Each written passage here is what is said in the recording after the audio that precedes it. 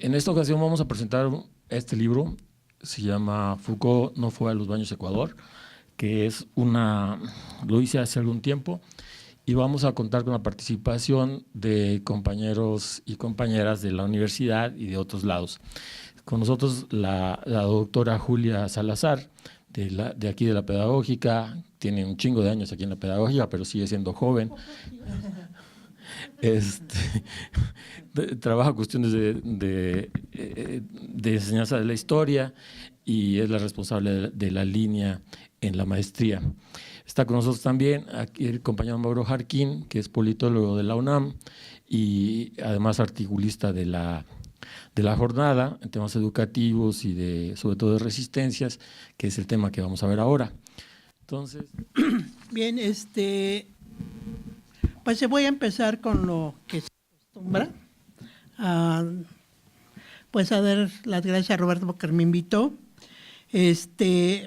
Agradezco su invitación. Roberto y yo somos compañeros, hemos enfrentado aquí algunas luchas en la Universidad Pedagógica, e incluso tan luchas internas con tiempo nos dejamos de hablar y luego fuimos, el Face nos volvió a juntar y la invitación se hizo por Face. Entonces, de alguna manera las redes sociales también tienen un sentido, ¿no? Nos veíamos en los pasillos, nos saludábamos, pero la invitación llegó, la cual me dio mucho gusto y aquí estoy. Comenzaré con una de las interrogantes que me surgieron al ver el título del libro. Foucault no fue a los baños Ecuador. Me pregunté qué quería decir Roberto con ese título, qué pretendía mostrar, y conociéndolo a él, dije más bien qué quiere provocar. ¿Sí? Dije, porque es un título como que no le encontraba sentido. Yo de lo poco que sé de Foucault, de su vida sexual, es que sí le gustaba esa práctica de ir a los baños, pero en San Francisco. Y hasta dije, ay, tanta será mi ignorancia, ¿habrá venido Foucault a México? Y investigué y no. Entonces, pero ¿por qué? El título fue lo que primero anduvo girando en mi cabeza. Sin embargo, unos días antes de la presentación, se empezó a perfilar la respuesta. Pero no fui yo. No fue porque yo estuviera girando así como ardilla mi cerebro en torno a la pregunta, sino porque tuve visitas inesperadas en mi cubículo. De repente llegaban algunos colegas y así de forma muy casual me preguntaban sobre el libro, si me parecía bueno, si valía la pena asistir a la presentación, de qué hablaba el libro. Pero por supuesto estas preguntas estaban contextualizadas en aventarse largas peroratas sobre el movimiento gay, sobre los gays, sobre las lesbianas, sobre cómo se comportan, qué es ser lesbiana, qué es ser gay. Pero todo el mundo terminaba, las gentes que me fueron a visitar, 5 maestros, terminaban diciendo, yo no tengo nada contra el movimiento gay. Y yo dije, ahí fue donde empecé a ver, ahí fue donde me vino la clarividencia. Dije, ya sé lo que quería Roberto con ese título, ¿sí? Lo que quería era provocar. Sí, porque ¿por qué me fueron? Son compañeros con los que los saludo, platico, pero llegaban y me hablaban de sus fobias y de sus filias, ¿no? Me hablaban de casos concretos, uno hasta una historia larga, me contó de una lesbiana muy malvada que le pegaba a su mujer. Y entonces dice entre las lesbianas, pero también entre los gays hay de todo. Entonces me pareció sintomático eso, donde yo tenía, de repente yo dije, bueno, ¿y por qué me vienen a contar todo esto? Yo creo que detrás de ello hay una situación de interés, le dejamos ahí, de interés por los académicos, compañeros que me buscaron. Así que con esas visitas, como les dije, tuve una revelación. El título en sí mismo era provocador y parecía un sinsentido, pero cobró sentido cuando me interrogaban sobre el libro y querían saber ¿Por qué Foucault no fue a los baños de Ecuador?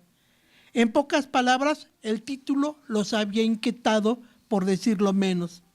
También quisiera hacer un comentario que me parece relevante, de cómo cada uno de ustedes puede tener el mismo libro y vamos a tener textos diferentes o interpretaciones diferentes del mismo, determinado por qué, por nuestras experiencias, vivencias o simplemente por el momento filosófico que estamos viendo. Yo pienso que si hubiera leído este libro hace 10, 15 años, me hubiera bronqueado con las posturas que tiene Roberto ahí. Me hubiera bronqueado porque me decían, no. O sea, estás desde una mirada nostálgica viendo un problema. Hoy, a lo mejor ahora sí que con los años, pues uno ya no es tan, en mi caso ya no soy tan provocadora, y me voy a quedar con algunos comentarios del texto, por supuesto, en los que no es que difiera, simplemente siento que le ganó el corazón más que podríamos llamarle objetividad, ¿sí? Le ganó más el corazón. Para mí el texto está dirigido para un público muy, muy específico.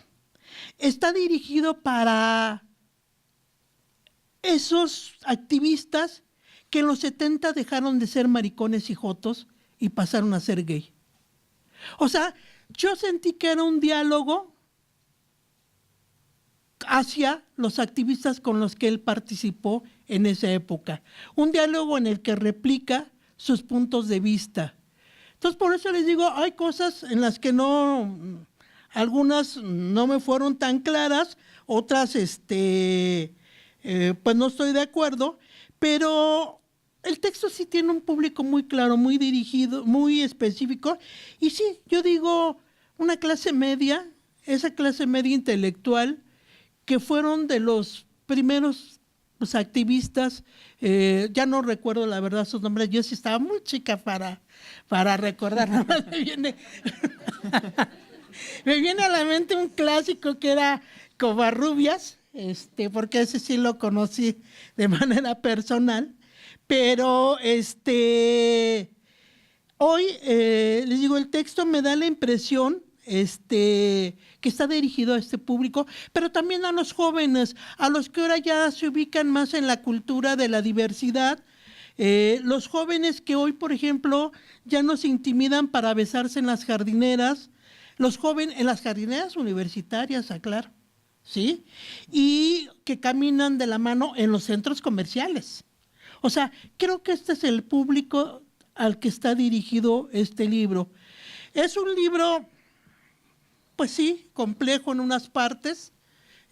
Yo quería encontrar muchos chismes y él mismo dijo, no les voy a dar chismes porque yo quería nombres, y no los daba, ¿no? Eso dije, bueno, pues para llenar mis anecdotarios hubiera sido muy útiles, pero no. Ya entrando de lleno a la estructura del libro, vemos que está dividido en dos partes, rupturas y fugas. Estas dos partes a su vez está compuesta por 4 artículos que son escritos en diferentes años. Y si hiciéramos el análisis así de los tiempos de producción del texto, más o menos calculo en 10 años, porque el primero que veo es el 2002 y el último es 2015, si no me equivoqué en las fechas. Momentos diferentes en la vida del autor, ¿sí? Vivencias, consignas, ¿sí? Ya no como el activista que fue en su época 25añera, más o menos, sino de una reflexión, pues con cierta mirada desesperanzada frente al movimiento, ¿no? Así yo percibo el libro. Me gusta, por ejemplo, que él utiliza las siglas GLBT, sí se me hacen más amigables que la otra, ¿no? ¿Cómo va? La otra LGTB y larguísima, que cada tiempo se le aumenta una letra más, porque se incluye la diversidad, ¿sí? Para comprender la lógica de su texto, fue esencial la introducción, porque en ella queda claramente establecido su mirada, ¿sí? Es un texto escrito en primera persona, en algunas partes, ya que teje sus experiencias con los diferentes momentos del movimiento, ¿sí? Esto es importante, o sea, no es una historia del movimiento, sino sus percepciones, sus experiencias acerca del movimiento. La primera parte nos muestra la mirada retrospectiva de un activista del movimiento homosexual de finales de los años 70 y los 80, que no sin cierta nostalgia nos narra los avatares de su vida en relación a él. Aunque él diga que no es nostálgico, a mí sí me sonó nostálgico. Él se veía a sí mismo y al movimiento como un ente radical que exigía los derechos de una comunidad que se estaba configurando y visibilizando. Una comunidad que si bien existía era como en las casas, ¿no? Todo el mundo sabía del tío gay, pero nadie lo decía. Una sociedad que no hablaba de lo gay, pero pues estaba presente en la cultura de la sociedad mexicana, ¿sí? Él, con una mirada retrospectiva, ve un movimiento que a pesar de ser contestatario y iconoclasta, no logra afianzarse, de acuerdo a su mirada, como un movimiento de larga data, que en el transcurso de diferentes tramos va perdiendo la fuerza contestataria hasta convertirse en un botín de las diferentes expresiones del poder, partidos políticos, ONG, etcétera. De acuerdo a su hipótesis, el movimiento perdió su centralidad. Yo a veces me he preguntado si es que la tuvo, porque se le institucionalizó rápidamente y sus demandas fueron arrebatadas por los partidos o por diferentes organizaciones. O sea, el movimiento es un movimiento que sí es, bueno, desde mi mirada es un movimiento espontáneo, pero que rápidamente ese capitalismo voraz empieza a ver cómo hacerlo parte del juego del consumo, ¿no?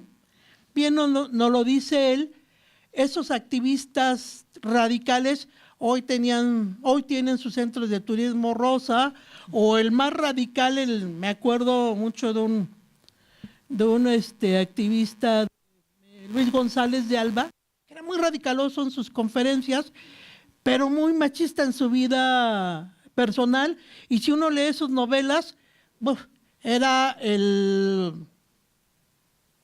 un super macho, ¿no?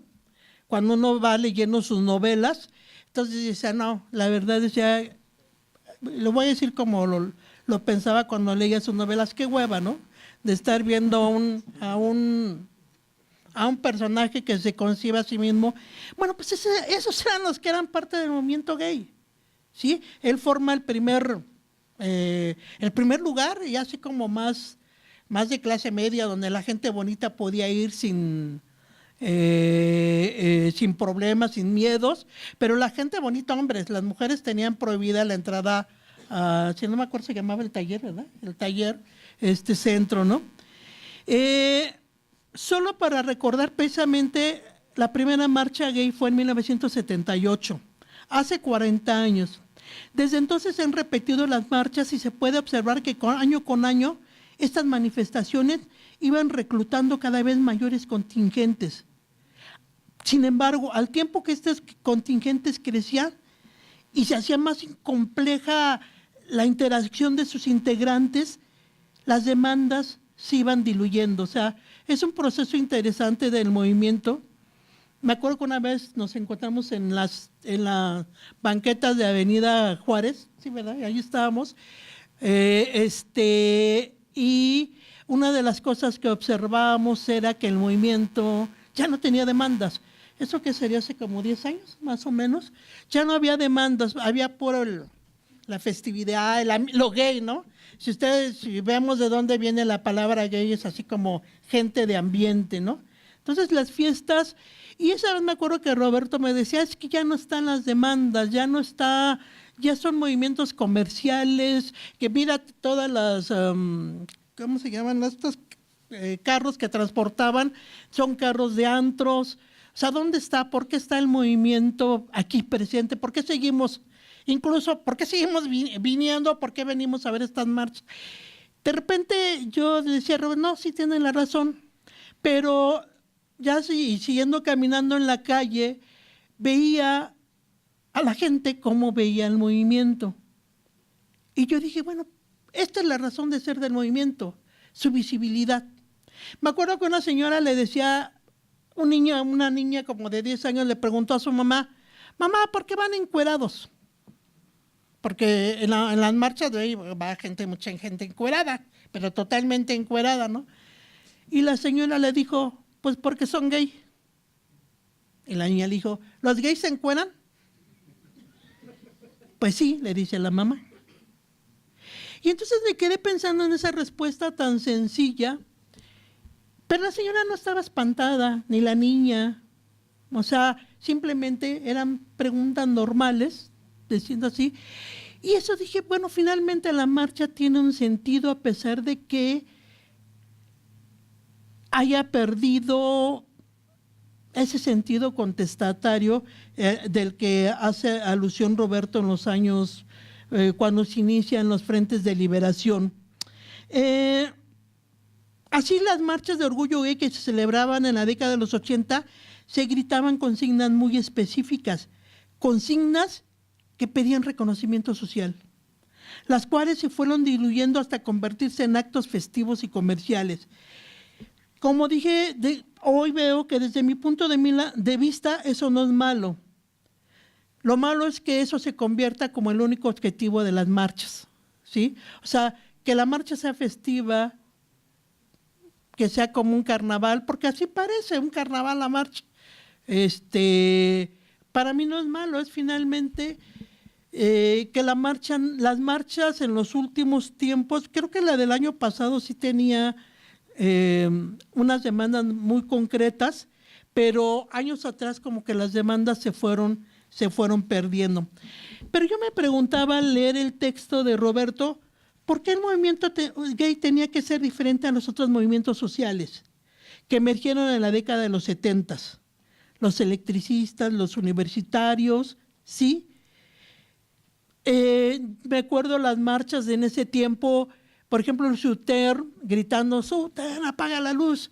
O pasábamos enfrente de un hotel de lujo ahí en Reforma y decíamos, este hotel va a ser hospital. O sea, muy, muy contestatarios, y muchas consignas que ahorita, bueno, no se me vienen a la mente, pero de repente en esos momentos cuando yo marchaba en estos movimientos sociales, pensaba que sí iban a ser cambios, transformaciones radicales. ¿Y qué veo hoy? Y a lo mejor ahí coincido con Roberto, que estos movimientos que parecían que iban a ser transformadores, hoy desde mi mirada también, y aquí soy muy particular, han sido acallados con la lógica perversa de la racionalidad y racionalidad del capitalismo, mediante los bonos, becas de productividad, el trabajo individualizado o las ONG que han subordinado las demandas sociales a acciones de gobierno, o la participación económica de los sindicatos. Ya ven que hoy, por ejemplo, la CFE al sindicato le da el 2% de los contratos que logra de empresas privadas.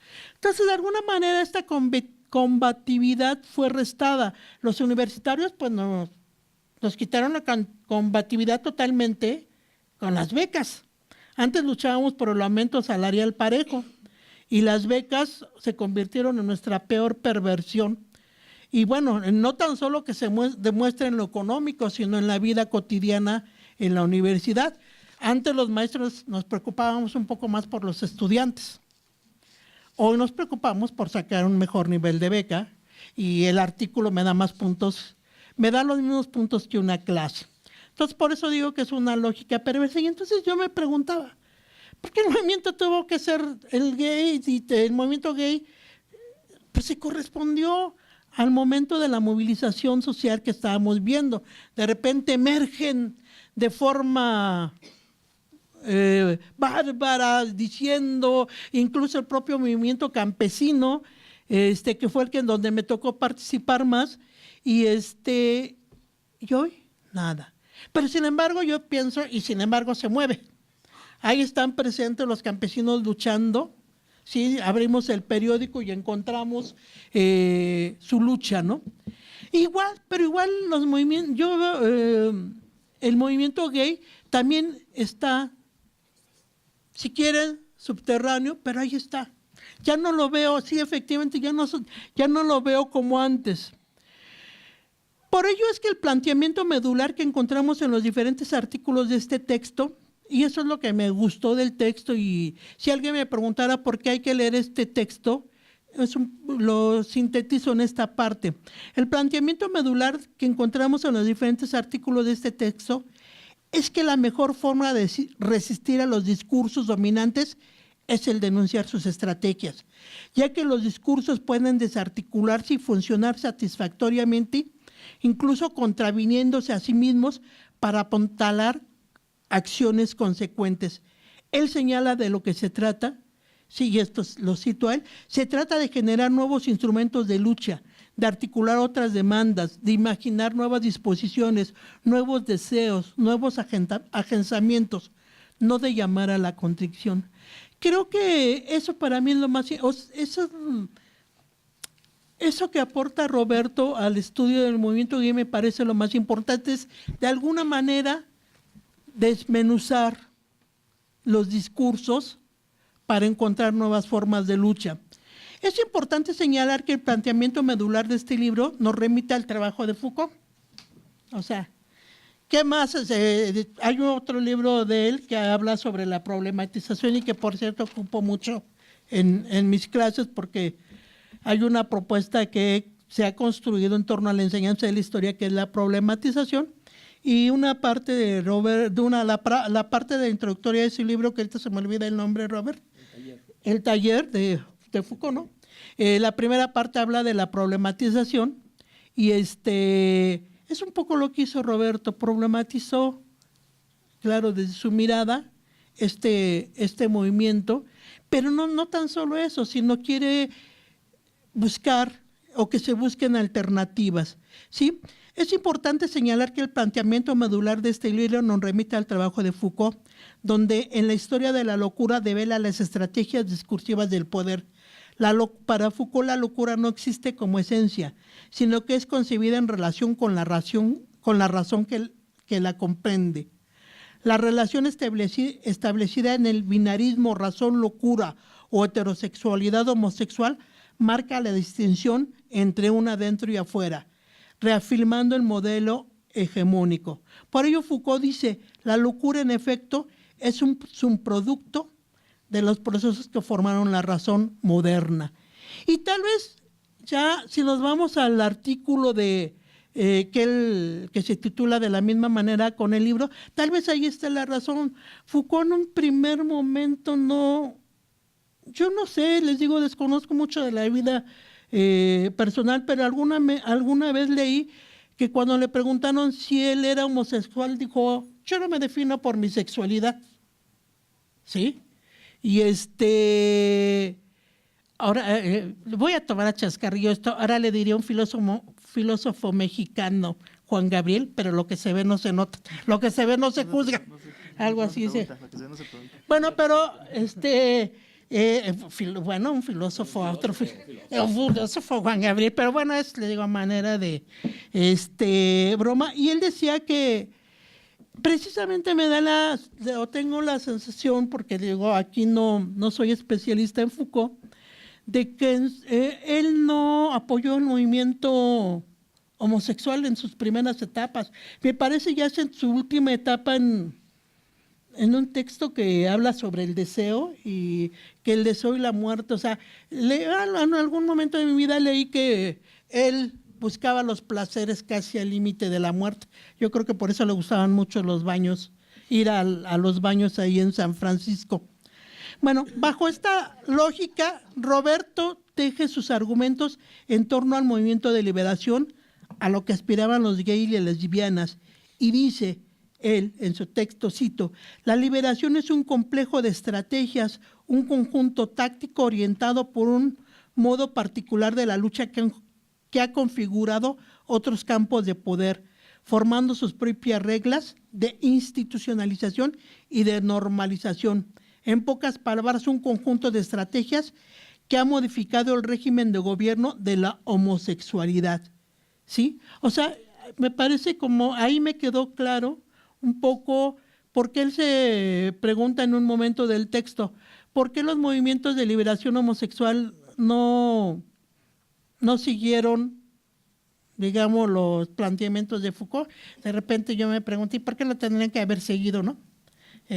Pero bueno, Roberto se pregunta eso y ahí encuentro su argumento. Sin embargo, considero que este camino de liberación del movimiento gay era necesario. O sea, yo la verdad no estoy en contra de que haya sido un movimiento que tenía como su eje el reconocimiento social y la liberación. Yo me quedaba pensando en miles y miles de historias de gays y lesbianas asesinados. Dije, pues yo creo que con el reconocimiento para muchos de ellos hubiera sido suficiente. Sin embargo, considero que este camino de liberación del movimiento gay era necesario caminarlo. Tal vez el objetivo de ese momento era visibilizar a los homosexuales y lesbianas y más adelante, ¿por qué no normalizar? Y aquí hablamos de la normalidad, su presencia. Efectivamente no era un movimiento planeado, sino que sobre la marcha se fue construyendo sus definiciones y metas, por llamarlo de alguna manera, ¿sí? Porque lo gay, como lo dije al principio, pues está presente, estamos aquí, está aquí, pero no lo vemos o nos hacemos a un lado. ¿Sí? Después de terminar de leer el apartado sobre el capítulo que da el nombre del texto y de haber seguido la lógica de un discurso que se encontraba muy lejos de nuestra realidad, ahí es donde no logro encontrar como una respuesta lógica, no lógica, sino su argumentación no la logro embonar a mi propia experiencia, a mi propio horizonte desde donde yo veo el problema, ¿no? O sea, yo me pregunto ¿por qué el movimiento debió de haber no sido de liberación? ¿O por qué debimos? Hoy entiendo, pues, un poco por lo que dice Roberto, que esa liberación llevó por decirlo de alguna manera, a la opresión del movimiento, ¿no? O sea, la propia liberación creó sus cadenas de sujeción. Es como hoy decimos la liberación femenina, muchas mujeres dirán, pues no me hubieran liberado porque hoy tengo que trabajar, ¿no? Y aparte trabajar en mi casa, prefiero seguir sin ser liberada.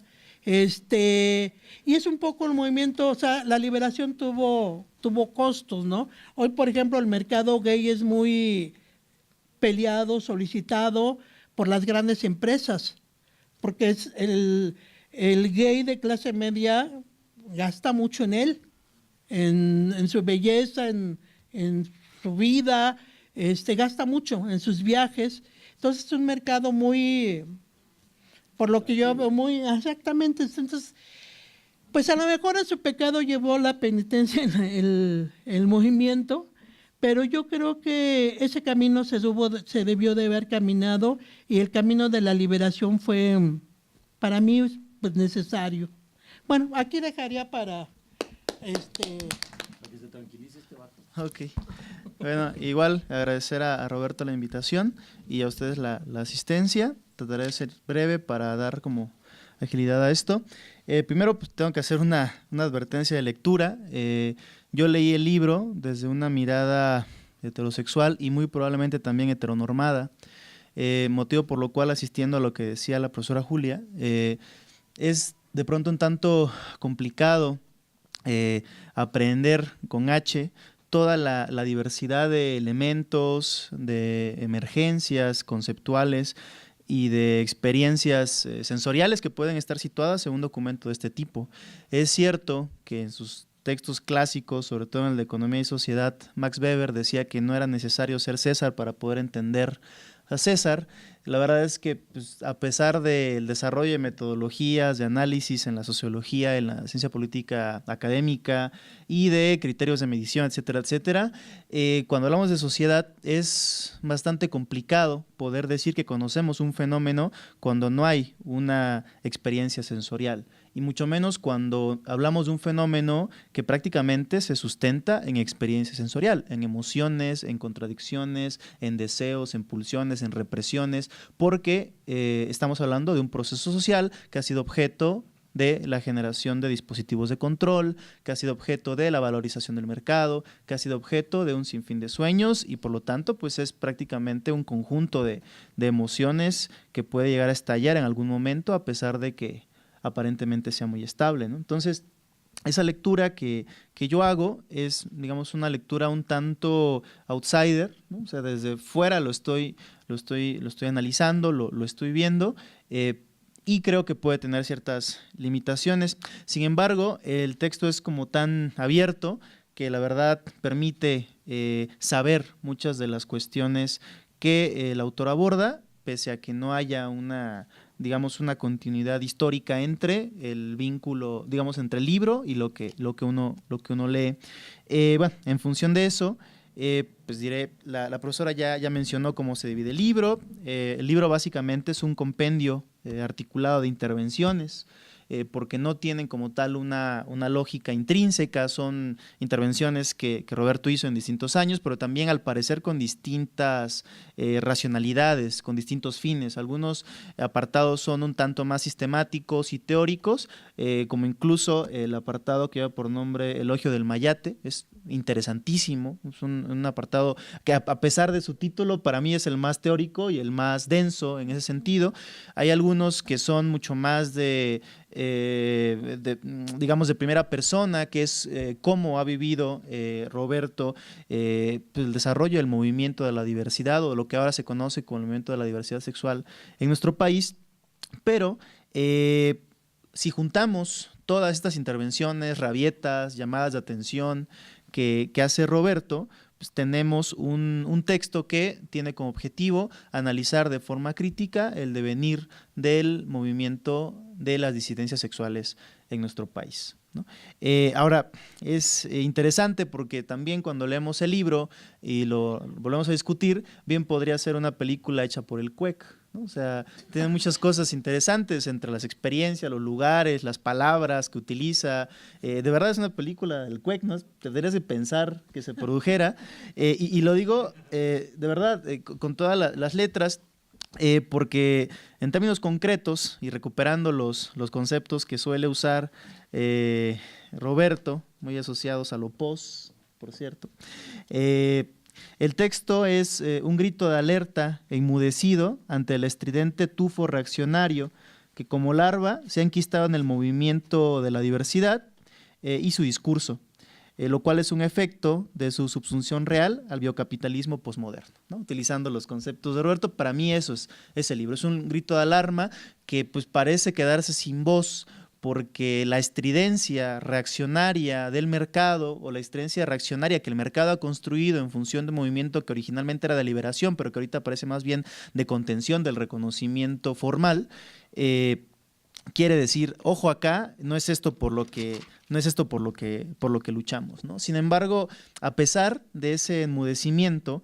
pues hay una potencia crítica fundamental que se expresa en un fragmento del libro que a mí me encantó y fue ahí donde pensé que podría ser una película editada por el CUEC, porque narra Roberto que en una de las ocasiones en las cuales ha asistido a las marchas o carnavales, ¿no? Dependiendo del foco que se le dé, pues aprecia que algunos asistentes estaban haciendo alusión a las chachas, a las gatas, a los gatos, a los prietos, a los nacos, y Roberto de forma muy melancólica e indignada se acerca y les dice, no hicimos un movimiento para que un grupo de desclasados y cínicas reprodujeran todos los códigos burgueses y heteronormados.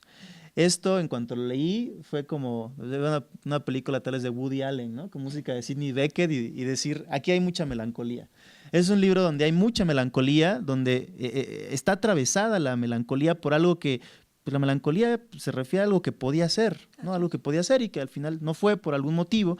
Y pareciera que esa melancolía es el motor que prende el análisis de Roberto. Sin embargo, dentro de esa melancolía hay distintas problematizaciones que creo que incluso exceden el estricto tema del libro y el estricto tema del proceso de liberación sexual, empezando por el propio concepto de liberación, ¿no? O sea, a lo largo del texto, Roberto se pregunta, pues, ¿qué es la liberación? O sea, ¿qué entendimos por liberación, ¿no? ¿Cómo podemos entenderla?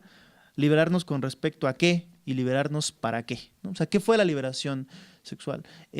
Las feministas radicales en los años 60, Shulamit Firestone y compañía, dirían en su momento, palabras más, palabras menos, algo así como que la liberación sexual en lo que había provocado es que había generado mayor oferta en el mercado de cuerpos de mujeres del patriarcado, ¿no? O sea que esta supuesta liberación de decir, la mujer, yo puedo decir con quién acostarme, que antes no podía, ¿no? Pero realmente lo que había terminado por hacer era nutrir al patriarcado, porque esa sobreoferta de cuerpos, el efecto que había tenido era una mínima responsabilidad socioafectiva por parte de quienes intervenían en ese proceso de socialización. Entonces, ¿qué entendemos nosotros por liberación en este sentido? Podrían entenderse muchas cosas. Por un lado, tal vez liberarse de bueno, mejor sería pregunta, ¿no? Librarse de los comentarios machistas o conservadores en las calles, pues evidentemente no. O sea, recuerdo de las primeras veces que mis padres vinieron a visitarme a la Ciudad de México, ellos viven en Oaxaca, íbamos caminando en la Alameda y estaban besándose una pareja de chicos o de chicas y mi madre me decía, ay, mira Mauro, ¿no? Y yo así, ¿qué quieres que vean, no? O sea, y después, ay, mira, ¿no? Ay, y se besan, ay, y se abrazan. Y era muy incómodo, pues yo iba con ellos, lo que hacía era separarme, ¿no?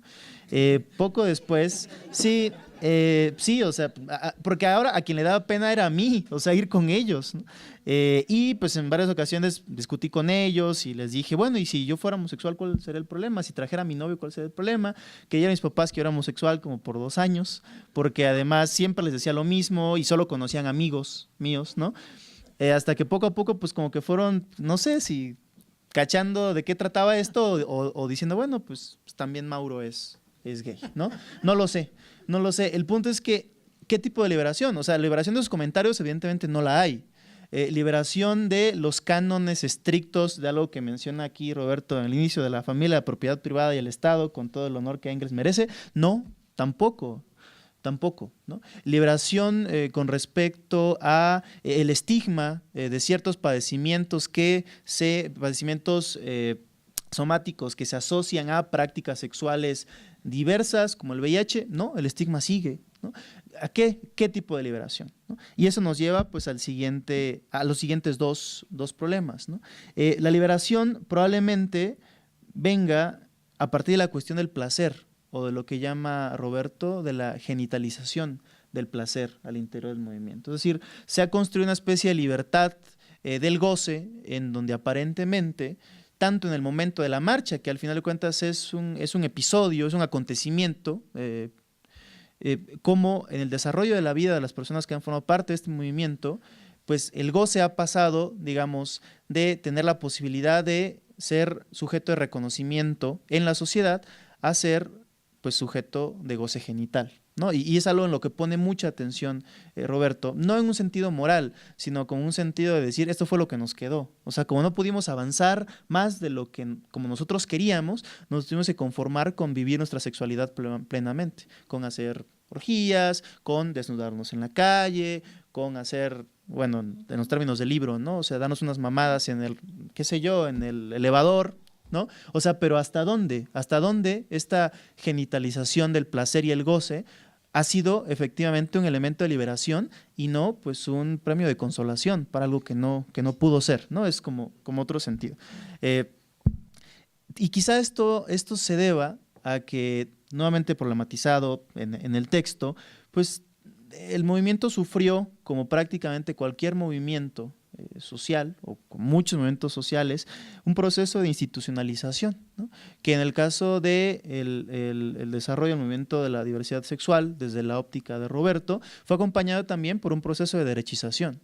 Derechización quizá entendido como el hecho de no ir más allá, como el hecho de conservar lo que se ha logrado, bajo el entendido de que eso es lo que nosotros requerimos para ser felices o para incluso poder avanzar posteriormente. Es decir, tener que conservar la igualdad formal y la igualdad ficticia para posteriormente poder criticar esa igualdad. Y esa igualdad pues vino asociada también con todo un cuerpo institucional en donde los partidos políticos oportunistas de siempre pues hicieron suyas agendas políticas que podían salir redituables, ¿no? Ya fuera en su momento el PRD, ahorita Morena, mañana quién sabe cuál partido sea, pero agendas que en última instancia pues, lo que generan son clientelas, o lo que buscan generar son clientelas electorales, pero que no acuden directamente al problema. Sí vamos a abrir la posibilidad de que cualquiera se case.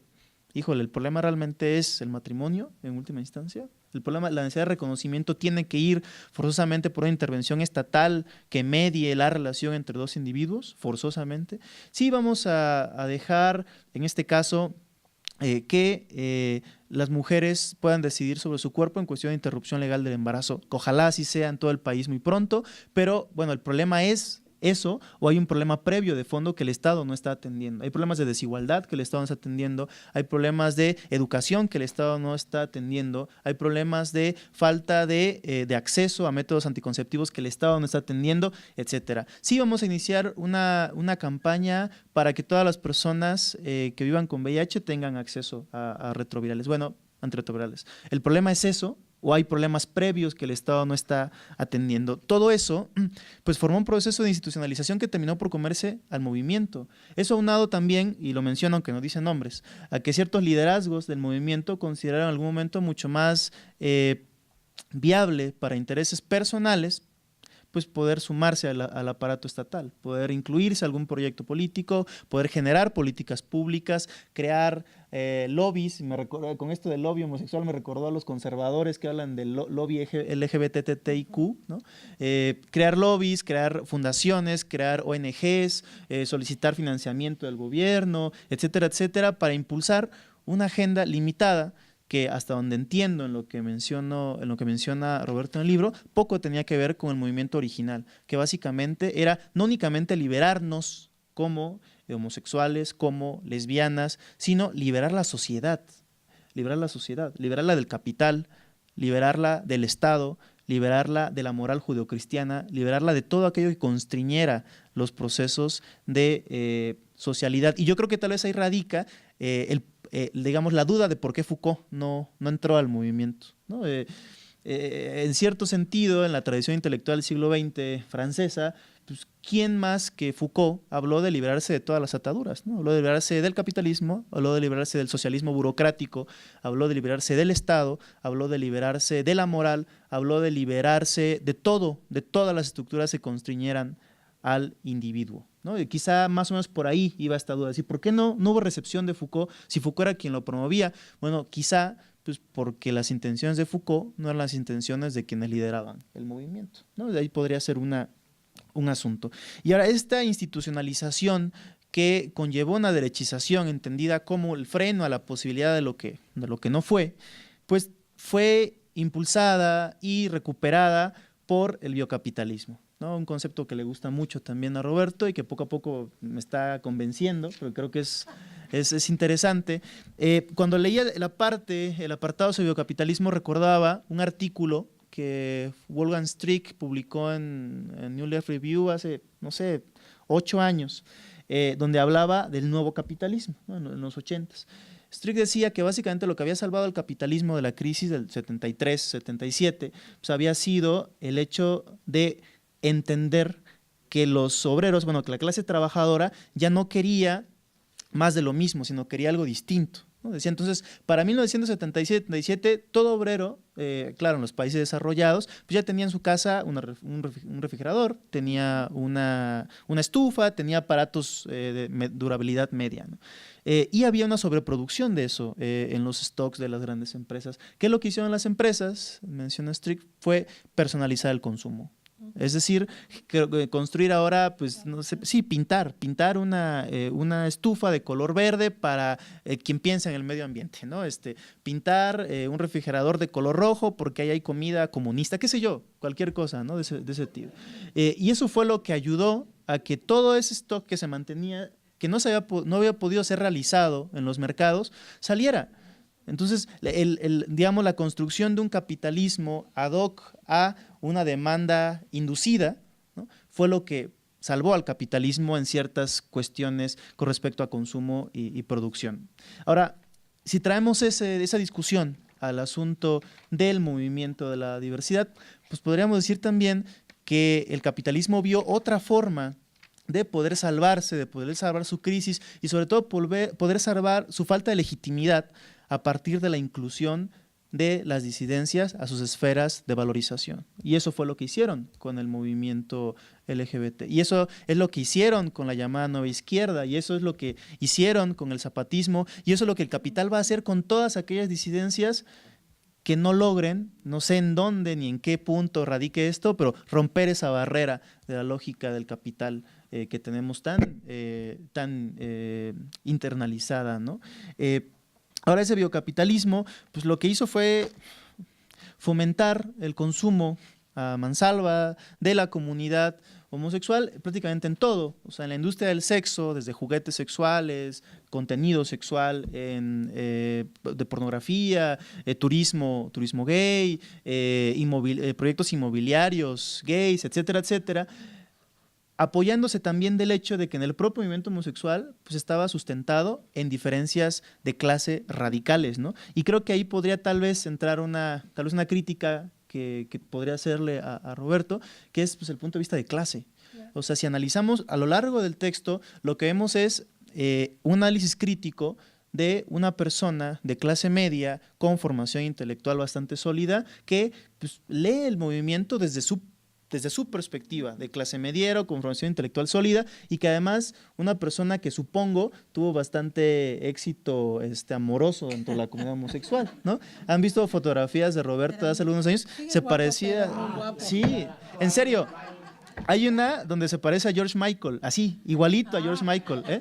Eso es importante, O sea, si recuperamos la categoría de capital erótico y vemos la funcionalidad del capital erótico dentro de la comunidad de la diversidad sexual, eso es fundamental. Entonces, estamos hablando de un intelectual de clase media, guapo, que está analizando un problema, pues tiene un sello de clase. Quisiera ver qué análisis de esto mismo podría ser un tipo de un barrio pobre de la Ciudad de México, no moreno ni negro, prieto, ¿no? En estas categorías racistas que se usan, prieto, pobre, ¿no? Naco además, naco, ¿no? ¿Cuál podría ser la lectura que podría dar? Y yo creo que ahí tendría que ser la crítica, porque pues yo, con varios amigos que tengo que son son homosexuales y que son prietos, nacos y pobres, pues la lectura que tiene el movimiento no es necesariamente eso. O sea, ellos no encuentran como tal una deriva trágica en el movimiento del homosexual, porque para ellos no hubo liberación. O sea, porque ellos lo siguen lo siguen golpeando en Ecatepec, lo siguen jodiendo en Nesa, ellos siguen siendo el puto del barrio. Así, ellos siguen siendo el puto del barrio. Los lugares donde ellos ligan, en el último vagón del metro de la línea que va a Los Reyes o que va a Ecatepec, o sea, son lugares muy, muy, muy complicados, ¿no? Donde este proceso de liberación realmente no ha llegado, o ha llegado de formas muy, muy diferentes, ¿no? Entonces, yo creo que pese a las críticas que desde ese punto de vista se le puedan hacer al texto, lo que nos da es un panorama bastante amplio de por dónde analizar ese problema, ¿no? Digo, también Roberto no podría pensar absolutamente en todo, qué aburrido sería que hubiera un texto que pensara en todo. Quisiera ver tal vez un texto o leer un texto o construir un texto posteriormente desde otro punto de vista de clase, que para mí es muy importante, porque creo que cuando no contemplamos estas disidencias periféricas, que son periféricas tanto en lo simbólico como en lo material, como en sus implicaciones institucionales incluso, pues estamos dejando de lado pues el hecho de que lo que llamamos liberación es liberación para unos, para unas, para unes, utilizando la jerga de Roberto en el libro, pero para otros, para otras, para otros, pues sencillamente no es así. E incluso lo deja ver Roberto, dice no hay una marcha, o sea, en un mismo, sí, un mismo flujo de personas hay muchas marchas, en un mismo movimiento hay muchos movimientos.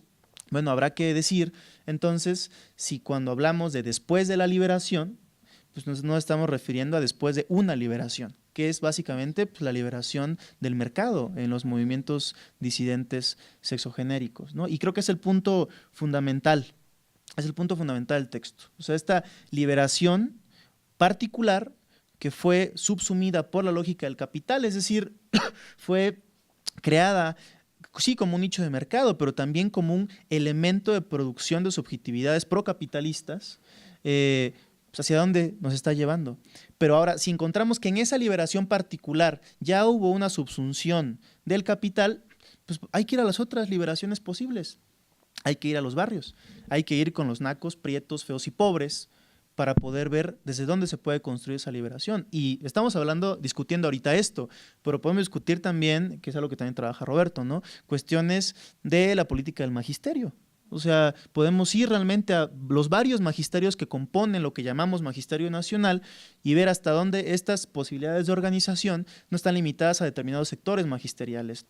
Y cómo dentro de incluso aquello que podemos considerar un espacio homogéneo como la educación rural o los profesores rurales, hay también una diversidad brutal. Entonces yo creo que ese texto es una palanca, es una cuña para poder ir abriendo espacios, para poder mantener diálogos también que quizá no querramos tener por muchas cosas, por el tabú del lenguaje, porque yo jamás en ningún texto había escuchado mamadas, ¿no? Que dijera, pues hay que darnos una mamada, pues, me reí, ¿no? Cuando lo leí. Dos, por la crítica tan ácida que caracteriza mucho a Roberto, ¿no? O sea, una crítica muy directa. Y tres, porque romper ese tabú del lenguaje asociado a esta crítica ácida está respaldada por un marco teórico bastante potente que creo que habría que recuperar, ¿no? Entonces, para mí es eso, es una denuncia, pero también es un análisis que creo que sitúa un problema muy general de nuestra vida, que es la subsunción real de nuestra vida social al biocapitalismo, en un problema muy específico, y creo que más que una predicción del desastre, habla de un análisis del desastre que puede no serlo tanto si es que las cosas cambian o nos atrevemos a cambiarlas, ¿no? Y eso sería todo. Gracias. Al hacer la lectura del texto me remití un poco a aquello que en la experiencia cotidiana de aquellos que hemos vivido el movimiento y que en buena parte hemos criticado en algún momento, quizá con mayor o menor digamos soporte teórico o conceptual, lo que ocurre dentro de él. Me identifiqué en algunos elementos, posturas respecto a lo que significaba la comunidad y si es que había o no una comunidad respecto a eso. Bueno, voy a hacer la lectura para hacerlo mucho más rápido y ya después si hay necesidad hago algunas pausas. Bueno, ya se plantea que es una crítica del movimiento LGBT, aunque el autor, bueno, por cuestiones de pronunciación modifica al GLIP, algo así. Hace un recorrido de las transformaciones sociales que significa la colaboración de gays y lesbianas en el ámbito político y en la conformación de procesos de subjetivación de una supuesta comunidad. Y digo supuesta porque durante muchos años también, quizá en este tránsito que después se explica en la transformación de la marcha, se empiezan a generar una serie de disidencias respecto a quiénes fueron los que inicialmente ocuparon el espacio, digamos, o los puestos políticos de dirigencia del movimiento y quiénes después llegan a suplantarlos y cómo es que ocurre ese momento de transición. El autor refiere que se pasa de ser revolucionarios, rebeldes, desafiantes, irredentes y contestatarios a ser tan convencionales como para casarnos, formar circuitos económicos o votar por candidatos políticos y formar parte justamente de esos partidos políticos. Es decir, al final se logra la igualdad. Sin embargo, se plantea 3 preguntas a partir de estas ideas. ¿Cómo es que nos volvimos tan convencionales? ¿Desde cuándo se aspiró a reproducir lo que antes se denunciaba? ¿Y desde cuándo somos los principales defensores de la familia, la propiedad privada y el Estado que mencionaba Camaura, ¿no? En este sentido, me parece que el autor lo único que intenta relatar es, digamos, cómo es que se generan instrumentos de lucha para articular demandas, para imaginar una serie de nuevas disposiciones y deseos y de agenciamientos. No obstante, bueno, desconozco si la doctora no lo alcancé a escuchar, se menciona mucho sobre el movimiento de liberación y Roberto dedica hace años un primer libro justamente sobre el movimiento que se llama Después de la Liberación, en donde él cuestiona el destino de las estrategias liberacionistas y cuestiona las complicidades de la liberación con la construcción capitalista, y que si bien no desarrolla, digamos, de manera muy particular, sí deja algunas razones histórico-políticas de la derechización del movimiento, de su institucionalización y de cómo este movimiento ha girado en torno al capitalismo y que tiene que ver, digamos, no tiene que ver solamente con la circulación de mercancías o en la producción de valor, sino que tiene que ver con la creación de la subjetividad gay, y a partir de la cual el movimiento empieza a pertenecer a esquemas de reproducción de capital. Ya se dijo también que el libro, digamos, plantea 2 grandes capítulos, que son las rupturas, en donde aborda la historia de la marcha y se reconoce que no hay una sola, sino que muchas representan, digamos, distintas posibilidades, distintas subjetividades, aunque al parecer solo sea una. Desarrolla o por lo menos describe las diferencias entre unas y otras como estrategias para captar las transformaciones en los modos de la vida lésbico-gay en México y cómo es que entonces se pasa de la marcha del orgullo lésbico homosexual a principios de los 80s hasta mediados de los 90s para pasar a la marcha de la diversidad y llegar a lo que actualmente se conoce como la marcha LGBT o del orgullo, o incluso lo que él menciona con alusión al Lo Parade, ¿no? Que sería como el Gay Parade de México. La primera menciona que es una marcha con una lucha política en donde sí existe una serie de demandas, sujetos y estrategias que tienen como objetivo la lucha contra la represión por las libertades individuales, contra las formas de opresión. La segunda, el perfil político y solidario se fue desvaneciendo y cambiaron los modos de organización y los discursos políticos. Y desde finales de los 90 ya no existía la marcha del orgullo, sino la marcha de la diversidad, después de la disolución de los grupos iniciales y la debilidad de los subsecuentes. Luego el nombre y con él los asistentes, más tarde las fechas, horarios y los objetivos cuando aparecen el gobierno y los patrocinadores. Y entonces ya se empezaba a visualizar, por lo menos en el horizonte, que el movimiento o la marcha o la comunidad, y siempre lo voy a poner entre comillas, este cuestionamiento en donde quienes van a la marcha son parte de quienes no van, que a veces también hay una crítica respecto a eso, y quienes hemos vivido, yo tiene muchos años que no voy a la marcha, porque considero que hay una serie de rollos ahí que no corresponden por lo menos con la primera idea política y que se ha dejado de lado justamente el perfil político del movimiento. Se ha procurado, como ya se decía, al asumirse parte del mercado, la marcha y el movimiento, pues entonces se predominan, digamos, los aspectos mercantiles de consumo en los antros, en los cafés, en una serie de productos y que, digamos, van invisibilizando aquello, digamos, por lo cual en su origen, digamos, se manifestó con cierto entusiasmo la marcha y que en aras, por ejemplo, también de lo que comentaba la doctora Julia, pues sigue habiendo, sí, efectivamente, sigue habiendo crímenes de odio, sigue habiendo transfeminicidios y sigue habiendo una serie de cuestiones, por ejemplo, que están ahí presentes, pero que en aras del consumismo y del capitalismo, pues se dejan de lado, ¿no? Y si bien Roberto tampoco, digamos, profundiza en ese tipo de situaciones, bueno, que tampoco es su intención en el libro, únicamente, digamos, hacer como estas miradas. Él menciona también que para hablar del movimiento se debe señalar como un movimiento con débiles y múltiples formas de organización precarias y diferenciadas, sin instituciones, con demandas heterogéneas y sin planes de acción. Más que una red, las asociaciones y grupos se forman en y con el movimiento, pero no lo representan y menos aún lo totalizan o lo unifican. Se utiliza la visibilidad como una estrategia para salir del closet individual y de los zócalos profundos de lo social, porque el discurso lésbico homosexual es rescatado de los anales médicos, criminalísticos o psicológicos por parte de los sujetos oprimidos. Y entonces, al ya no ser, digamos, catalogados como enfermos, pues entonces ahora tenemos que ocuparnos en otra cosa, ¿no? Entonces ahora nos vamos a ocupar en divertirnos, en viajar, en disfrutar de nuestros derechos ya ganados, ¿no?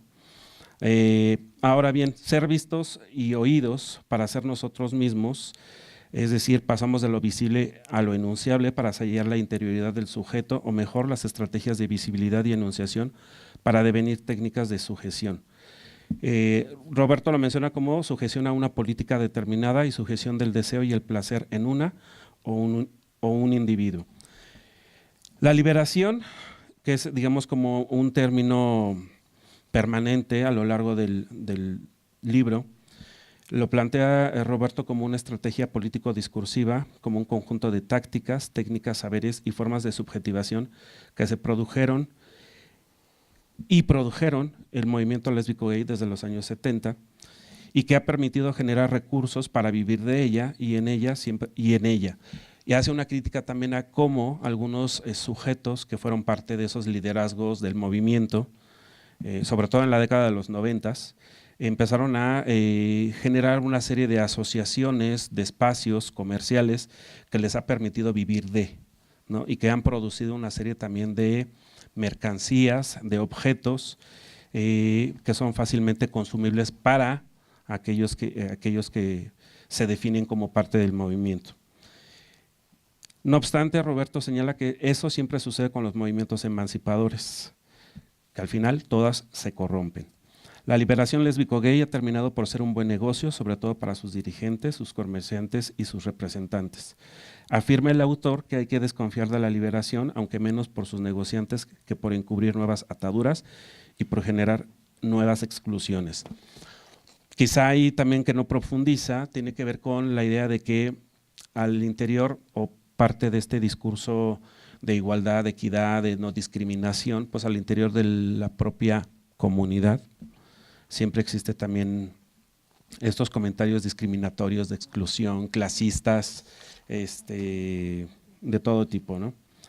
La liberación, se haya realizado o no, dice Roberto, se permanece o se haya interrumpido, se ha convertido en una estrategia para velar los nuevos poderes.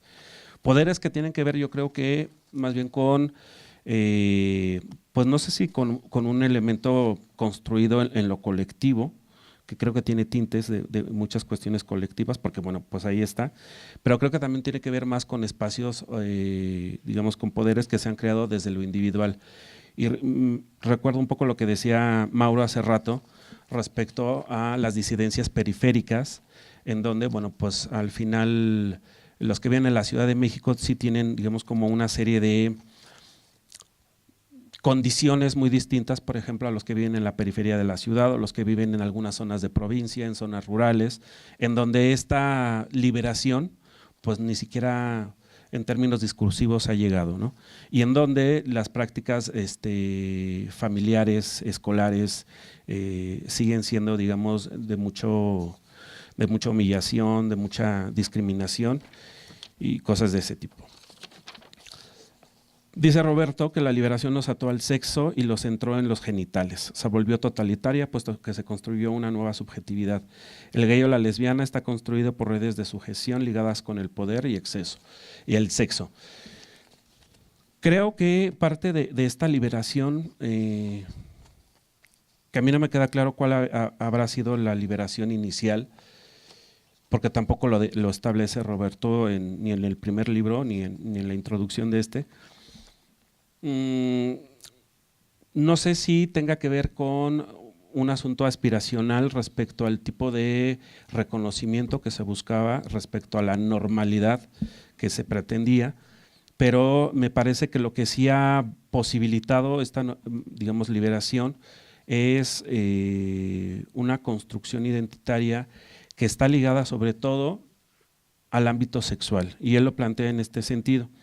El mercado gay se centra sobre todo en la genitalidad porque es mucho más fácil vender, es mucho más fácil consumir y es mucho más fácil regular. Mencionaba Mauro también la idea de algunas situaciones respecto a la liberación de algunas cuestiones respecto a las mujeres, pero bueno. La liberación creando el mercado gay, es decir, un segmento poblacional reconocido y diferenciado, en una población que se autoconstituye y se identifica como mercado potencial, luego como reguladora de la producción a través de la identificación de deseos, ambiciones, estilos, gustos, placeres, íconos, expectativas. Y ahí es entonces donde pues, la genitalidad además, digamos, también se hace presente, porque dependiendo de los deseos, de las ambiciones, los estilos, sobre todo en el ámbito gay, se plantea mucho la cuestión del activo del pasivo, ¿no? Y entonces si te vistes de tal forma, ya ni siquiera necesitas decirte, únicamente que te vean, se nota que estés pasivo, se nota que estés activo, ¿no? O se nota que estés loca en otros términos, ¿no? Digamos, eso va creando también, digamos, este proceso identitario, digamos que son codificados y convertidos, sobre todo al final en mercancías. Últimamente está muy, no sé si de moda, pero por lo menos poner digamos, de manera visible el hecho de la vida saludable, digamos, y eso también puede ser quizá una aportación del mercado gay, ¿no? Ser fitness, y entonces si no eres fitness, pero además hay una connotación también de cierto tipo para la gente gay, ¿no? Las musculocas, y entonces solamente es la apariencia. Sí, claro, porque entonces hay una apariencia de masculina, pero en realidad pues juegan un papel más femenino, ¿no? Aquello que se menciona como los pasivos. El autor plantea que esta colisión histórico-estratégica de la identidad gay, la producción inmaterial y la valorización en un capitalismo de símbolos, de sensibilidades, de gusto y de la vida, es el famoso biocapitalismo, y ese, menciona, es el enemigo a vencer. Reconocer las trampas que se han construido para decir basta y retirarse del dispositivo del capital y del sexo. Que yo lo veo muy complicado, por cierto, ¿no? Dado que la gente gay generalmente suele adherirse tan fácilmente a las cuestiones de consumo y etiquetarse de cierta manera. El libro es básicamente una crítica de la liberación como modelo teórico-político, como modelo estratégico en el que resulta de la puesta en funcionamiento de postulados de Foucault relativos al dispositivo de sexualidad. Estas son las condiciones que hacen posible y necesaria la emergencia de la teoría queer, en donde menciona que no solo la aparición de nuevos problemas debe manifestar la multiplicidad de las relaciones de poder, sino conformar un régimen de gubernamentalidad gay afianzado en el dispositivo de sexualidad. Yo sí voy a recuperar un poco lo que mencionaba Mauro respecto al elogio del mayate como digamos, el apartado más rico a nivel teórico, porque desarrolla un modelo que me pareció muy interesante, que dice que no solo tiene repercusiones subjetivas para el gay, sino para el hombre, que juega con escapatorias identitarias y situacionales. Y él plantea un modelo de 8 principios. 1. La dicotomía de los roles sexuales, el activo y el pasivo. La equiparación con el modelo heterosexual. La estratificación sexual y social de los participantes. La rigidez en los comportamientos, en donde habla de una fijación del deseo, la irreversibilidad de los roles, como la determinación invariable, la focalización del deseo sexual, la centralidad genital, la expulsión de la intimidad en la sexualización del placer y la intermitencia de los contactos en la circulación del deseo. Para ello, él establece 3 formas digamos, de juego en donde el mayate únicamente, digamos, hace un juego con el acto, con el placer y con el deseo, en donde estos están presentes en tres tipos de relaciones: el mayate, la amistad erótica y la relación gay. En el mayate es importante inicialmente el acto, la obtención del placer y se subsume el deseo, es decir, ya es solamente momentáneo. En la amistad erótica, en donde por ahí hablamos de los amigos con derechos, lo importante es el placer, el acto en sí mismo y al final puede estar presente el deseo.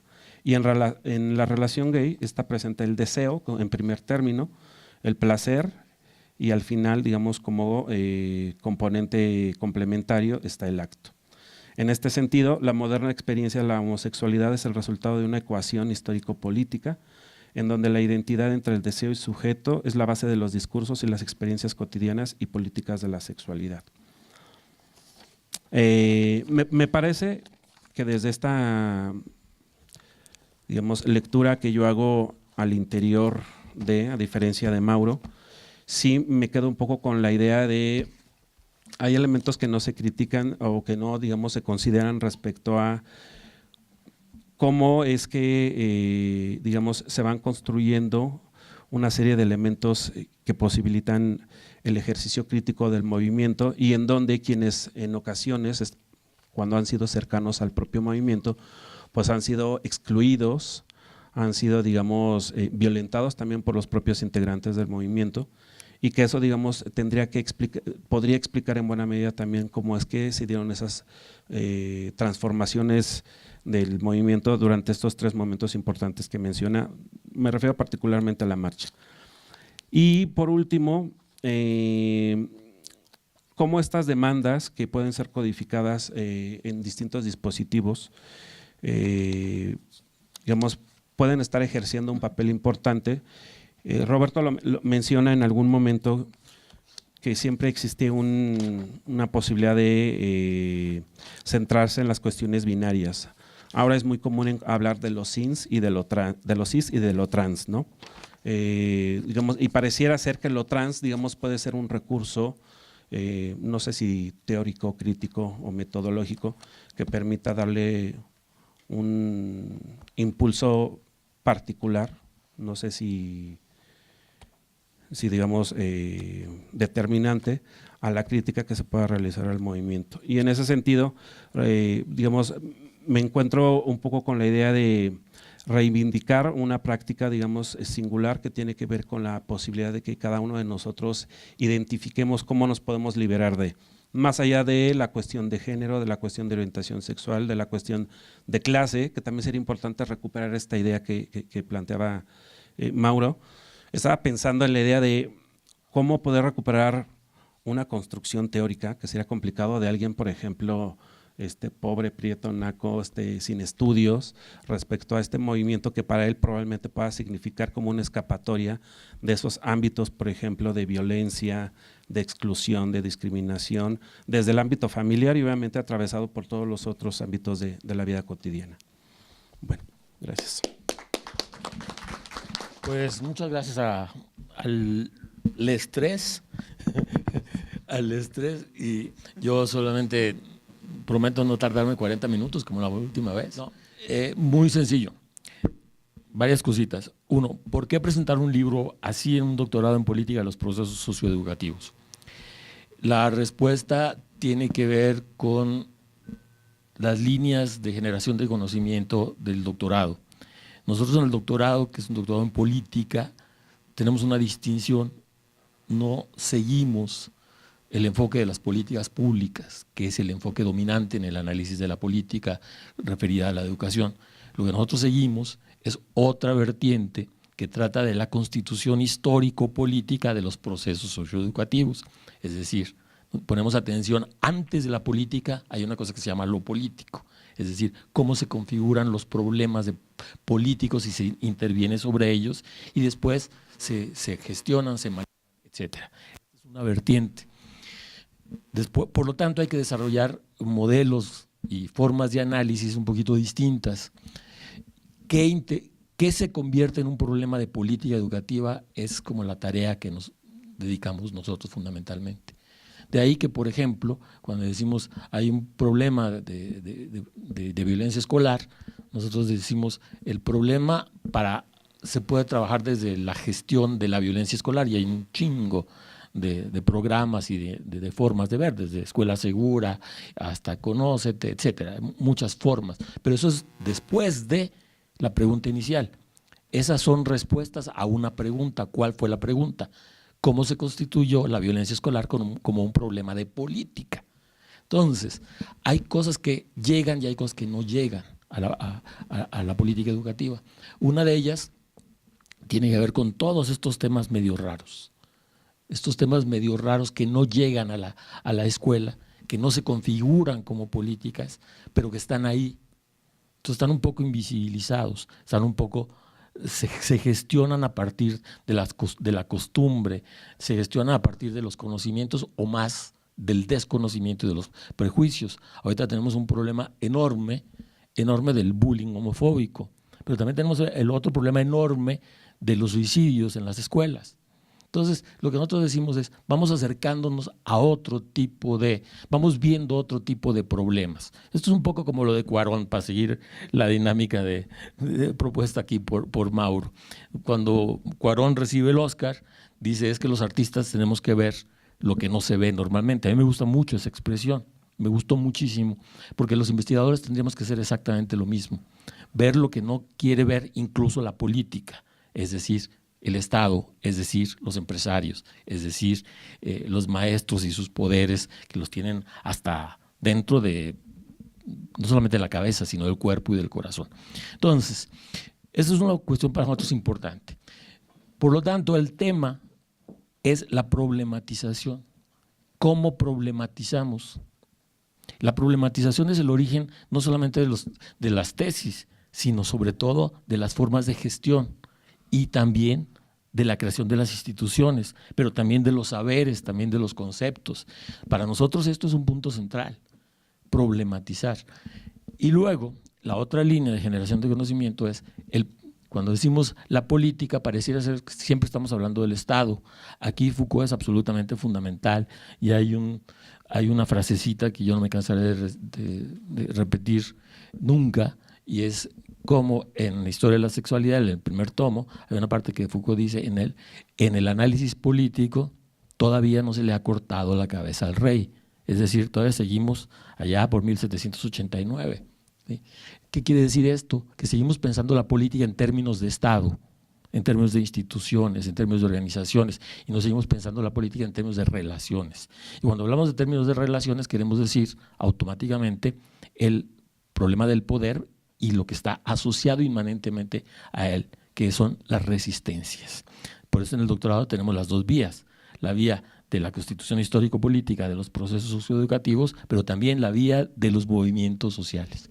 Entonces, aquí da origen, o da, mejor dicho, lugar a una cantidad enorme de posibilidades de intervención y posibilidades de análisis, ¿no? Y también, consecuentemente, desarrollos teóricos, metodológicos, etcétera. Entonces, una de las cosas que Mauro decía hace también un ratito es cómo esto se asocia a formas de pensar distintas.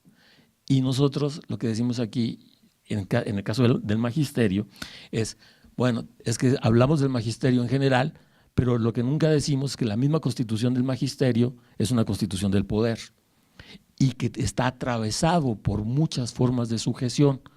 Y cuando llegamos a decir en algún momento dado es que la CENTE es una forma de organización de las resistencias para gestionarlas, también queremos decir que al interior de la CENTE se generan procesos de sujeción de los maestros que nosotros tenemos que investigar. Como no somos, ni tenemos puesto, ni queremos tener puesto en la CENTE, pues podemos decirlo abiertamente. Pero entonces te marca formas de análisis totalmente distintas que parten de los problemas inmediatos y formas de la sujeción. Entonces, ¿qué tiene que ver todo esto con el choro de un libro sobre la crítica al movimiento? Tiene que ver con el asunto de una provocación que en la Red Mexicana de Estudios de Movimientos Sociales, que el doctorado está muy metido en esta Red Mexicana de Estudios de Movimientos Sociales, que es una red creada por investigadores, activistas, organizaciones, etcétera, para estudiar los movimientos sociales no intervenir sobre ellos, pero sí pensarlos con ellos y ellas y ellas. Decían, ¿y por qué siempre, cuando hacemos análisis de los movimientos, y a mí me lo dijeron directamente cuando hice un análisis del 132, se hace como loas al movimiento? Y terminaba diciendo, es que el 132, y a mí me sigue usando mucho el 132, porque es una ruptura con formas de organización, de pensar, etcétera, distintas. Y yo hacía este análisis y alguien me dijo en la red, ¿y por qué siempre son así como hay resistencias a formas del poder, se organizan, ¿no? Y entonces nosotros los investigadores hacemos la loa del movimiento. ¿Y cuándo se hace una crítica? Y yo decía, es que hay de críticas a críticas, ¿no? Hay críticos tipo Krause, por ejemplo. Krause, es que está es lo de hoy, ¿no?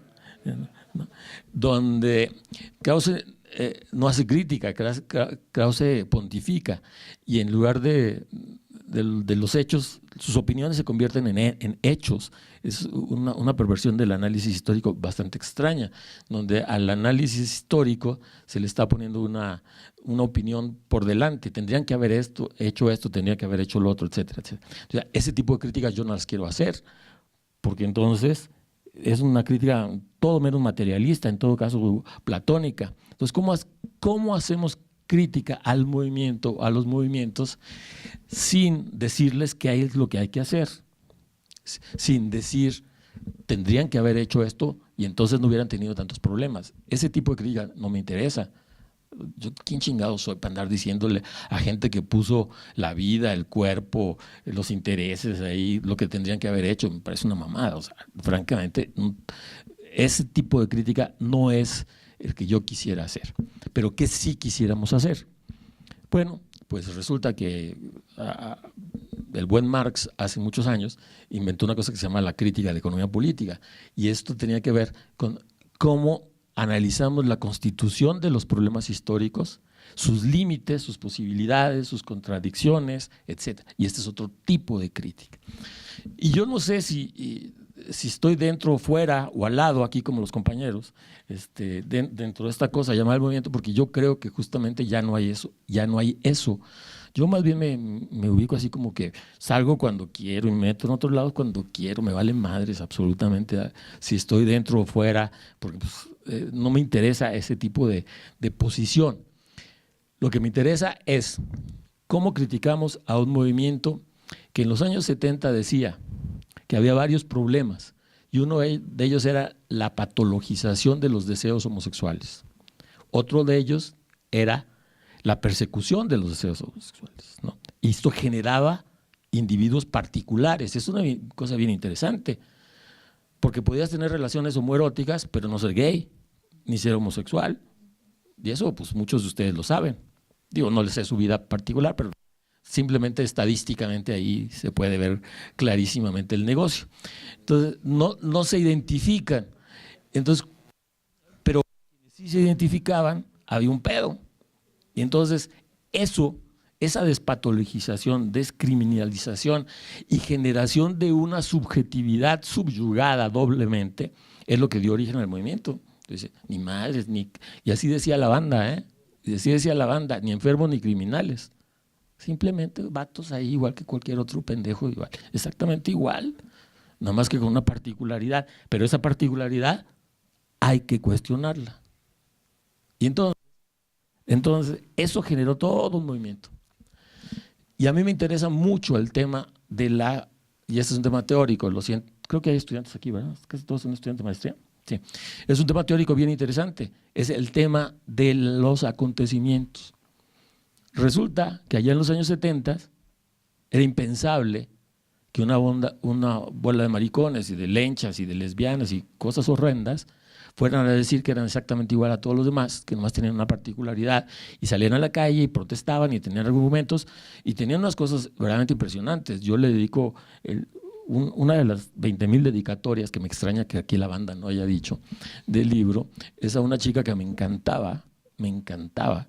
Se llama Claudia Hinojosa. Claudia Hinojosa, una mujer bellísima, pero además una chica de una cualidad moral e intelectual formidable. La primera vez que una lesbiana sale en televisión con Ricardo Rocha y se echa todo un choro. O sea, tú veías a gente así y decías, ¿qué pedo? O sea, no es ni la nefasta ni igual. Y ibas a jugar fútbol y había equipos de fútbol integrados por gays. Y entonces decías, ¿qué pedo? Entonces, esto hizo posible una liberación de muchas cosas, no solamente de las costumbres, no solamente de los individuos, sino de las familias y de la relación. Esto es algo que en el doctorado estudiamos mucho. Es una vertiente que se llama los efectos, tiene diferentes nombres, pero en este caso son como las repercusiones pedagógicas de los movimientos sociales. Pedagógicamente, ¿qué nos enseña un movimiento que tiene estas características? Pero si eso se generó en los años 70 y 80 como un acontecimiento, ¿hasta dónde llegó el acontecimiento?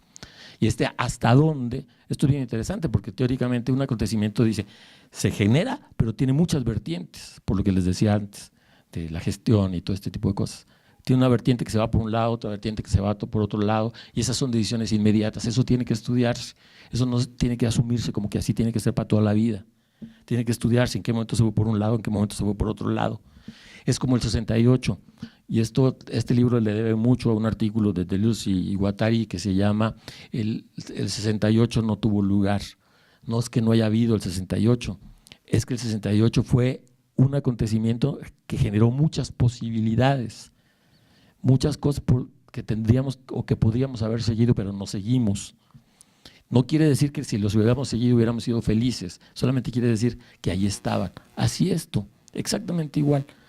Resulta que había gente que luchaba contra estas formas de opresión particular a este tipo de sujetos particulares, pero en la lucha se generaban otro tipo de sujetos y otro tipo de resistencias. Y entonces en los 70s era impensable que en el año 2000, yo relato ahí en el libro, cómo me iba a llegar a la casa una invitación para una boda de lesbianas, pero una boda que en todo lo alto, es decir, que era fifí, exactamente, una boda fifí, que tenía su mesa de regalos ahí en Liverpool, es decir, y los papás lo hacían y las mamás lo hacían, y luego que el dirigente del PRD,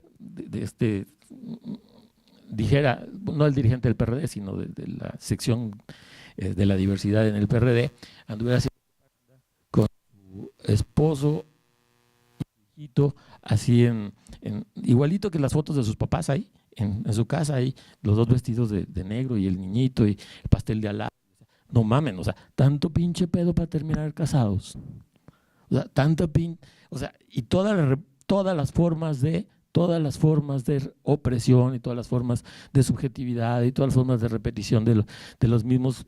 Yo decía, aquí hay un problema y tenemos que investigarlo. Los compañeros ya les han dicho más o menos de qué se trata, yo no voy a ahondar, son problemas teóricos bien interesantes que aquí en la PEDA desgraciadamente no vemos, toda esta cuestión del biocapitalismo, las formas de valorización del capital, las formas de repercusiones pedagógicas de los movimientos sociales, etcétera. No las vemos, tenemos que verlas porque si no estamos muy atrasados de la discusión. Pero me interesaba nada más aquí responderle a esta bandita una cuestión. En todo el libro tiene así como, es como panqueos marmoleados, ¿no? Son de varios colores y tienen diferentes texturas y tienen diferentes formas. Es un libro más que teórico, es un libro, yo me lo imagino así como una suerte de ladrillo que les mando a la banda de Glipt, y digo, pinches culeros, miren en lo que terminamos, ¿no? Esta es una posibilidad de lectura y está ahí. Y por eso Julia me decía cada rato, es que hay una suerte así como de nostalgia. No, hombre, si éramos bien chidos. Yo fui a 2 o 3 marchas ahí más o menos militantes, pero pues nosotros éramos de la banda que creía que íbamos a pelearnos con la policía, porque te peleabas a putazos con la policía. Entonces llevabas una bandera, pero la bandera era así, por si había que agarrarse a putazos. O sea, así era, ¿no? Y entonces, ahora ya van en un carro alegórico con unos tipos así, musculocas bien chidos. Yo digo, de una cosa a otra pasó algo, ¿no? Pasó algo. Y modo que no pasó. ¿Qué pasó? Yo digo que tiene que ver con los procesos de derechización, pero eso podemos discutirlo, eso no me interesa en este momento. Pero da lugar a esa posibilidad de lectura que es así, chin, dejamos de ser tan revolucionarios como éramos antes. Sí, tiene esa vertiente, la tiene. Yo me cuidé, lo traté de decir 20,000 veces de que no era así como, ay, la nostalgia, no. Pero se puede leer así, quien lo quiera ver así. Lo que a mí me interesa es la otra parte. No solamente la explicación de cómo se volvieron derechairas toda esta banda, sino también cómo en este mundo, por eso la segunda parte del libro se llama Fugas, frente a todo esto que estábamos viendo, que podría ser la narrativa del desastre, el editor así me lo dijo, ¿eh? Si es un libro desesperanzador es este. Después de eso ya nadie lo va a comprar, chingados. Pero yo les decía, no, la segunda parte se llama Fugas, es decir, cómo en este mundo empiezan a percibirse cosas distintas. Y eso es lo que podemos llamar los brotes atópicos. O sea, no son lugares comunes. El lugar común es el otro. Somos invisibles. Sí, no mames, güey, ¿cuándo chingados vas a ser invisible? Si vas ahí encuerado mostrando vergüenzas, o sea, ¿qué invisibles vas a hacer? O sea, no vengan con esas cosas. A mí eso de la invisibilidad no me lo cuenten, ¿no? ¿Cómo en ese mundo empieza a haber cosas distintas? Y tenemos que registrar cuáles son las cosas distintas.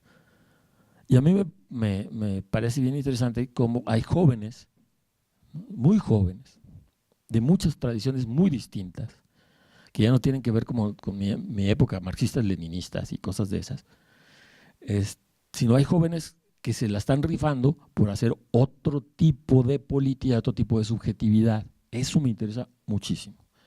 Y tiene que ver con una cosa que se llama la emergencia de la teoría queer, donde ya les vale madre las identidades, para ponérselas barato a la gente que no está muy acostumbrada a esto, donde decir eres gay, eres lesbiana, eres bisexual, etc., es una forma, una respuesta del poder a ciertos desafíos. Entonces, cuando eso se critica, entonces dices tú, ya hay pedos distintos, ¿no? Y cuando viene todo el mundo trans, y entonces resulta que ahora puede haber una lesbiana que se vuelva hombre para volverse gay, es decir, imagínense nomás, resulta que una trans mujer que volvió hombre pero era para ser gay, es decir, es una cosa rarísima. Y hay cosas rarísimas como estas. Entonces uno dice, eso era impensable en los años 70, ahora ya está surgiendo, pero no es una cosa de chiste nada más, es una creación subjetiva distinta que está enfrentándose a modos de subjetividad y a modos de sujeción, ¿sí?, que tenemos que empezar a ver. Imagínense eso, las repercusiones que tiene la escuela y para el currículum y lo que enseñamos y los valores y todo esto, y son enormes, pero tendremos que verlas. Y este libro por eso tendría este otro nivel aquí que la bandita así como que dejó de lado, pero tenía que ver también con esta emergencia de cosas distintas. Y yo le dedico a varios compañeros, por ejemplo, hay una dedicatoria a mis amigos, los anarcoqueers, porque son así, anarcoqueers, imagínense nomás, o a unas compañeras que se denominan lesboterroristas, porque desterritorializan la práctica de lesbianas, ¿no? O a otros compañeros que tienen unas prácticas de vida y de sexualidad totalmente distintas a las que nos vemos. Entonces este libro tiene que ver con todas estas cosas, pero básicamente es menos teórico. Digo, tiene sus trampillas ahí, porque pareciera ser muy, muy sencillo, pero después se vuelve complejo. Y básicamente era un libro para decirle a la banda que vive muy cómodamente viviendo de la liberación y decir que todavía no estamos liberados, para decirles no mamen, güeyes, ahora hay otro mundo, hay otras formas de verlo y ustedes se están convirtiendo en unas pinches vulgares reaccionarias de mierda. Por ahí. Muchas gracias. Dentro de lo diverso, hay partes que están siendo denotadas como elementos también de ruptura, ¿no? Y que no se están quedando con la tendencia de lo derechizado o lo institucionalizado, que es como dijera el dicho ese, ¿no? Dentro del Estado, todo, ¿no? Fuera del Estado, nada. Entonces, pero siempre hay cosas que están fuera del Estado y que están planteando rupturas, que el movimiento gay sería una parte, pero habría que ver en esta, que yo creo que es en el fondo la propuesta metodológica de ir estudiando las rupturas o lo que quiera dentro de esos procesos de ruptura. Y la pregunta sería eso, si hay un potencial y tendría que verse la otra parte, los procesos de derechización, pero también los procesos de rupturas de resistencia y también que van dando eso. Esa es la pregunta.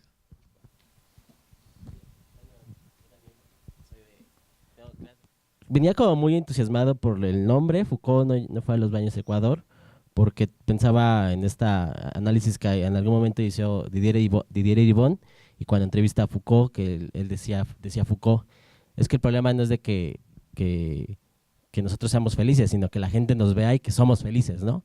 Entonces pensaba por ahí en ese sentido que era como un destrampe ficcional a lo mejor de Foucault. Pero ahora ya que veo que no va por ahí, me queda como algunas dudas y algunos enojos en cuanto a decir que el movimiento se dispersó por el VIH, ¿no? Eso fue a nivel mundial. Entonces muchos de los grupos de activismo se dispersaron por eso, porque se empezaron a morir, ¿no? Entonces, y también es paradójico, no sé, que hace 50 años las locas, que poco se mencionó aquí, de las chicas trans, fueron las que iniciaron la revuelta, ¿no? Y fueron las que estuvieron ahí más combativas. Y al día de hoy creo que el tema trans es el que va a dar la vuelta, ¿no? Es el que está dando la vuelta, porque es de las muchas personas, identidades que están siendo combativas y están siendo, no voy a usar la palabra empoderada, pero están articulándose de una manera diferente y están siendo las activistas que están velando por sus derechos y por su seguridad, ¿no? Que están rompiendo lugares y paradigmas, ¿no?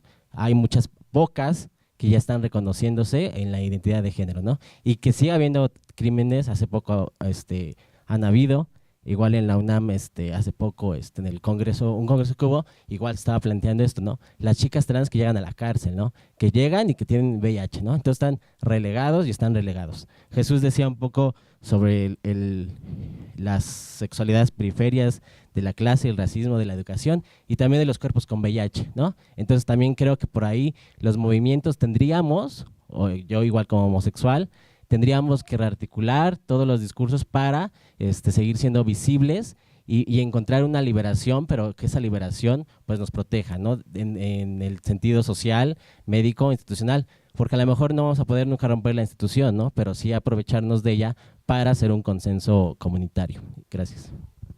¿Ya más? Ya no. Okay. Sí, la primera parte es justamente la segunda parte del libro. La primera pregunta es cómo tratar de hacer una suerte de cartografía, ¿no? De la emergencia de nuevas posibilidades que rompan con esta derechización, pero también estas subjetividades mercantiles, estas subjetividades que reproducen prácticas, saberes, formas anteriores, ¿sí? Sí, yo creo que tiene que ver con un concepto que ahora me enteré que no lo inventé yo, soy un inútil, pero es el asunto de la multitud queer. La multitud es un concepto teórico que aquí a la banda de la maestría le necesitarían trabajar, tendríamos que verlo con mucho detalle, es un concepto teóricamente muy rico, ya sé que a Mauro no le va a gustar, pero implica constitución de comunes, pero desde la diferencia, para poderlo poner rápido. Y lo queer es esto que les contaba hace ratito de cómo hay una ruptura con un cuestionamiento de las identidades, que la política de la identidad es uno de los vectores de la liberación, ¿no? Entonces sí hay eso, me interesa mucho trabajar eso. Lo otro, compañero, creo que hay que revisar, yo tengo mucha esperanza de que los jóvenes hagan un recuento del movimiento desde otros lugares y con otras preguntas. Hay gente que dice lo que tú acabas de decir, que el movimiento se acabó por el VIH, ¿no? Eso no es cierto. O sea, históricamente no es cierto. Esa es una construcción. Se ha repetido y se ha repetido y se ha repetido y se ha repetido. Muchas gracias a todas, a todos y a todas.